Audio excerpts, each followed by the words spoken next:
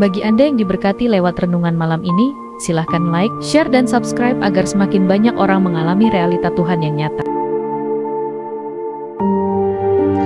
Jika kita terus bertekun memikirkan hal-hal yang dari roh, itu prinsip kebenaran yang Bapa Rohani kita sampaikan, maka Roh Kudus akan menuntun kita untuk memahami kebenaran firman seturut dengan apa yang Bapa Rohani kita miliki. Yang pertama, biasanya Roh Kudus akan memunculkan ayat-ayat tertentu dalam pikiran kita. Jika itu yang kita alami, maka segeralah kita meresponinya dengan membuka atau membaca ayat tersebut. Dan bacalah secara keseluruhan pasal di mana ayat tersebut berada. Luangkan waktu untuk itu. Sebab hal itu adalah pertanda bahwa Tuhan ingin berbicara lebih lanjut kepada kita dari ayat tersebut. Jika kita memang sedang ada dalam suatu kesibukan tertentu, maka buatlah janji dengan Roh Kudus kapan kita ingin duduk serius membaca ayat tersebut. Entah itu setelah pulang kerja atau saat break makan siang dan lain-lain. Prinsipnya adalah sikapi dengan serius dan kita siap menggali atau merenungkan dan menuliskan hal tersebut lebih lanjut. Yang kedua, biasanya Roh Kudus akan mengingatkan satu kalimat yang dahulu pernah diucapkan oleh si Bapa Rohani, yang pada saat itu belum kita pahami sepenuhnya. Maksud Roh Kudus adalah, kalimat tersebut adalah hal penting yang harus kita tindak lanjuti demi terjadinya keutuhan pemahaman firman dalam diri kita. Karena jika firman Tuhan hanya kita pahami sepenggal saja, maka besar kemungkinan penggalan lainnya akan terisi dengan pemahaman yang tidak akurat. Jadi baiklah kita bisa mendengarkan rekaman khotbah tersebut sepenuhnya dan bertindaklah mendengarkan kembali dengan seksama. Jika kita tidak paham juga, maka langsung saja kita hubungi Bapa Rohani kita dan meminta penjelasan langsung daripadanya. Biasanya kita akan paham saat itu juga. Bukan karena Roh Kudus tidak bisa menjelaskan secara pribadi kepada kita, melainkan karena Ia sedang membangun sifat ketekunan, kesungguhan, dan tekad yang kuat terhadap perkara-perkara ilahi dalam diri kita. Ketika kita dilihat oleh Roh, mulai memiliki sifat tersebut, maka Ia akan mencurahkan kepada kita pemahaman firman dengan limpah. Jadi sewaktu Bapa Rohani kita sedang menjawab pertanyaan kita, sesungguhnya ada pribadi Roh Kudus yang sedang bekerja menginspirasikan jawaban tersebut untuk kita lewat Sang Bapa Rohani. Yang ketiga, biasanya Roh Kudus akan memunculkan beberapa pemahaman-pemahaman dari renungan firman yang Bapa Rohani kita tuliskan setiap hari, yaitu daily devotion.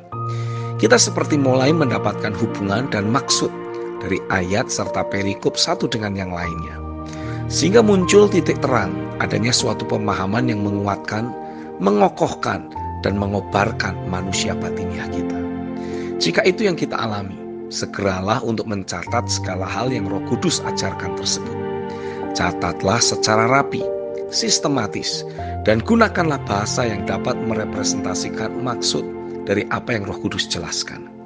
Lalu baca kembali catatan yang ada dan pakai ayat-ayat serta pemahaman tersebut untuk menjadi bahan deklarasi kita sepanjang hari.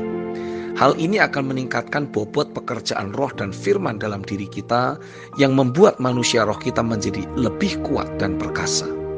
Sehingga segala macam tantangan pekerjaan musuh yang ingin mencoba menghalangi langkah kaki kita untuk melakukan kehendak Tuhan dapat kita taklukkan begitu saja. Yang keempat, ada kalanya saat pikiran kita terus aktif merenungkan firman yang disampaikan oleh Bapa Rohani, maka akan muncul pemahaman-pemahaman yang Roh Kudus berikan, tapi belum diberikan sepenuhnya. Sehingga sewaktu kita coba untuk gali, renungkan atau selidiki, seolah masih belum mendapatkan seutuhnya. Di dalam hati kita seperti belum ada klik. Jika itu yang terjadi, baiklah kita menuliskan dahulu sejauh pemahaman yang kita terima, lalu simpan saja dahulu. Karena memang belum waktunya kita menerima pemahaman yang selanjutnya.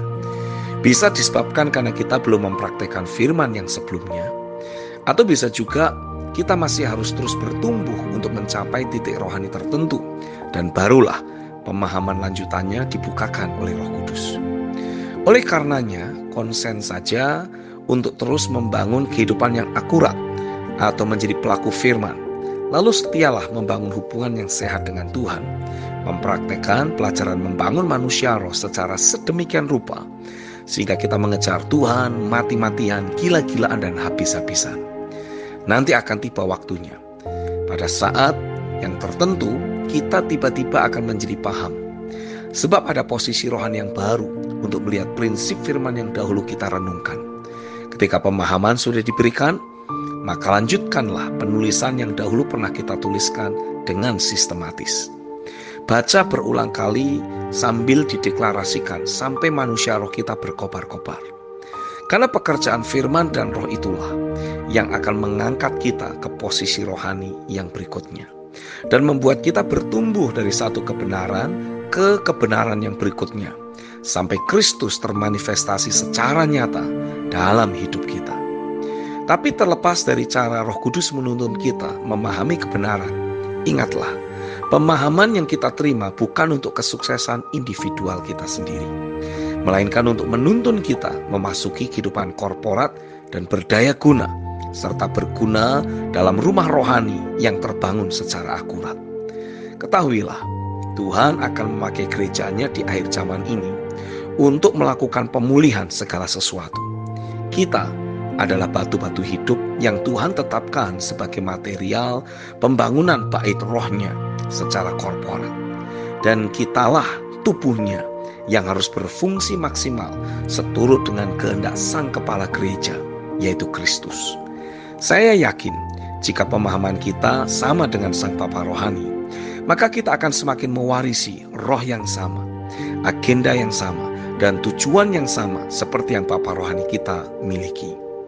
Dengan demikian, arah kehidupan kita menjadi sangat jelas, yaitu berfungsi maksimal dalam rumah rohani yang terbangun secara akurat. Amin.